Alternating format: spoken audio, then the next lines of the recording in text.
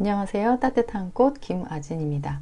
제가 책을 만드는 사람인데 책을 정말 만들기 싫었을 때가 있어요.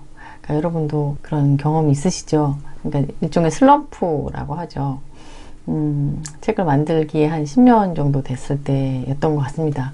그 사이에도 좀 그런 일들이 있었는데 잘 넘기고 하다가 이제 정말 그만하고 싶다. 이걸 누가 본다고 그런 생각을 했을 때입니다. 그런데 정말 신기하게도 하나님이 그때마다 그렇지 않다라는 걸 보여주셨어요. 그런 책 중에 한 권입니다. 이 책이 정말 멀리 이 한국 땅뿐만이 아니라 전 세계로 가서 여러 가지 일을 하고 있다는 것을 하나님이 알려주신 적이 있어요. 어디서 선교를 하신다라고 이렇게 밝히실 수 없는 분들이 있으시잖아요. 분 중에 한 분이 저희 회사에 오셔서 그런 얘기를 하셨습니다. 그러니까 10년 동안 그곳에서 선교를 하셨는데 정말 아무 열매도 없고 힘만 드신 거예요. 그만하겠습니다 라고 말을 하려고 선교 사무실에 찾아가셨다고 합니다. 기다리면서 앉아 있는데 책장에 어떤 책이 한 권 보이시더래요. 기다리는 김에 보셨는데 그 책을 보시다가 마음이 바뀌셨다고 합니다. 그 책이 또 소개 한번 해드렸는데 그 최춘선 할아버지 이야기였어요.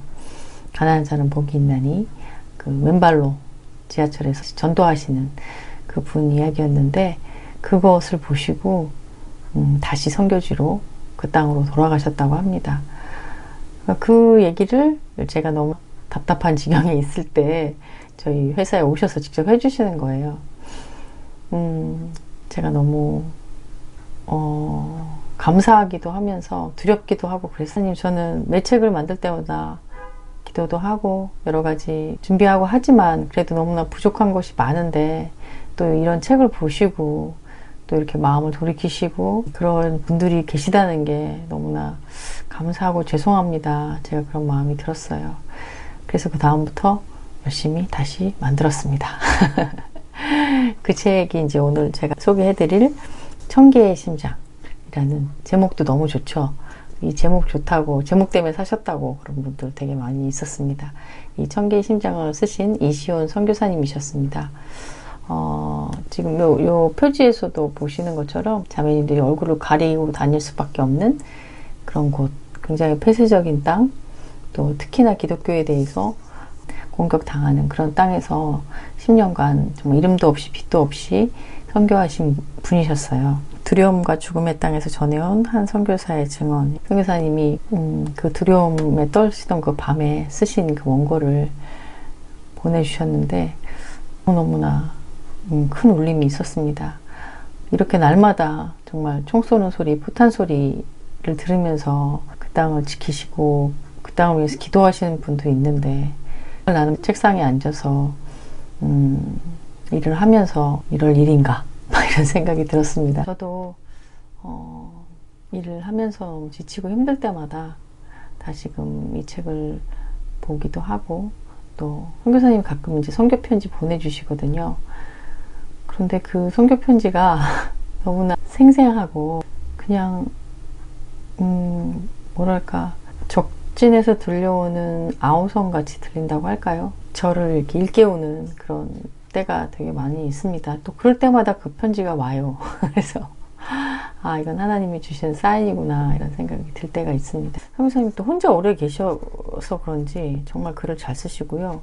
축구를 하시다가 예수님을 만나셔서 축구로 선교도 하시고 그러셨는데 그러니까 운동선수에 대한 편견이 제가 있었나 봐요. 글을 그렇게 쓰시지 못할 것이다 이런 편견이 있었나 봐요. 너무나 글을 잘 써주셔서 너무 감사했어요. 제가 한번 읽어드릴게요. 당신이 있기에 제가 있습니다. 사랑하는 주님, 어젯밤의 불안함과 컴컴한 어둠 속에서도 오늘의 밝은 새벽은 여전히 이 땅을 비추고 있습니다. 무척 추울 텐데 장갑도 없이 모두들 뭔가 하고 있고 가고 있는데 어디로 가고 있나요? 쉽게 흥분하고 쉽게 포기하고 쉽게 돌아가고 쉽게 얻으려 하고 쉽게 좌절하고 미래도 소망도 없이 다 제 갈 길로 분주하게 가는 사람들. 당신이 먹이고 당신이 입히며 당신이 지키고 당신이 고치고 당신이 사랑하는, 당신이 낳은 당신의 사람들입니다. 사랑하는 주님, 이 세상에서 가장 고통스러울 때는 죽을 병에 걸려 몸이 아플 때가 아닙니다. 사랑하는 가족이 먼저 이 세상을 떠날 때도 아니고 사랑하는 사람이 나를 떠날 때도 아닙니다. 가난해서 아무것도 못 먹을 때도 아니고 전쟁에서 죽어가는 사람을 지켜볼 때도 아닙니다. 나 자신이 너무 연약해서 아무것도 해줄 수 없다고 느낄 때도 아니고 죽이고 싶을 정도로 미운 사람 앞에서 웃음으로 대답할 때도 아닙니다. 사랑하는 주님, 가장 고통스러울 때는 당신이 아무것도 하고 계시지 않는 것 같을 때입니다.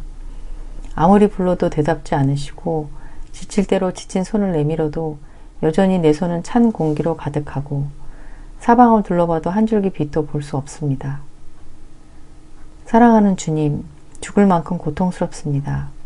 심장이 터지는 것 같고 피가 마르는 것 같습니다. 살아도 숨 쉬는 것 같지 않고 음식을 먹어도 먹는 것 같지 않습니다. 사람을 만나도 반갑지 않고 쉬어도 편안하지 않습니다. 아무리 달려도 제자리에 있는 것 같습니다. 밤마다 눈물이 나의 친구가 됩니다. 사랑하는 주님, 제가 더 많은 눈물로 침대를 적셔야 한다면 기꺼이 제가 그 자리에 있겠습니다. 제게 1000개의 심장이 있어서 밤마다 그 심장을 터뜨려야 한다면 그렇게 하겠습니다. 사랑하는 주님, 너무 고통스럽습니다. 그러나 당신의 고통에 비하면 지금도 죽어가는 이들을 향한 통곡으로 하루하루를 보내실 텐데 내가 눈물로 침대를 적시면 당신은 고귀한 피로 땅을 적실 텐데 어찌 내 고통이 당신의 고통과 비교가 될 수 있겠습니까? 사랑하는 주님, 당신이 있기에 이 땅에 영혼들이 있습니다. 당신이 있기에 이 땅에 미래가 있습니다. 당신이 있기에 이 땅에 아이를 데려다주는 아버지의 자전거가 있습니다. 당신이 있기에 이 땅에 일거리를 찾아 거리에 나오는 사람들이 있습니다. 당신이 있기에 이 땅에 웃음이 있습니다. 당신이 있기에 이 땅에 새로운 새벽이 있습니다. 당신이 있기에 이 땅에 십자가가 있습니다. 당신이 있기에 이 땅에 눈물이 있습니다.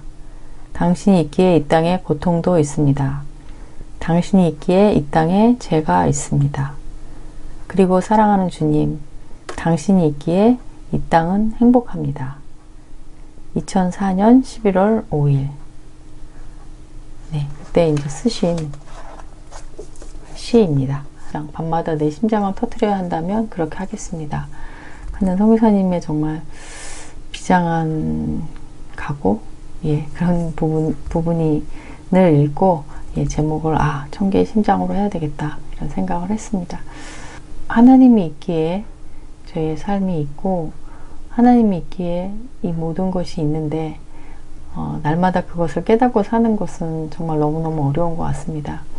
우리가 어디에 있든지 어떤 일을 하든지 그런 깨달음이 날마다 있다면 이런 슬럼프에 깊게 빠지지는 않을 것 같아요. 근데 이제 저도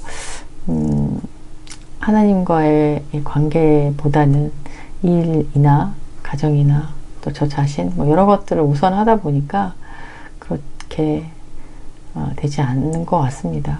다시금 이런 선교사님들을 뵙고 이런 책들을 만들면서 저 자신도 이제 다시금 깨닫고 다시 또 제 자리로 돌아가고 하게 되는 것 같습니다. 여러분들도 그런 도움을 받으실 수 있으면 좋겠네요.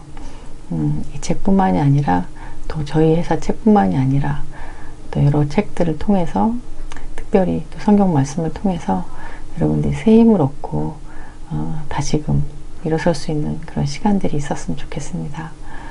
오늘도 부족한 영상이지만 봐주셔서 너무나 감사합니다.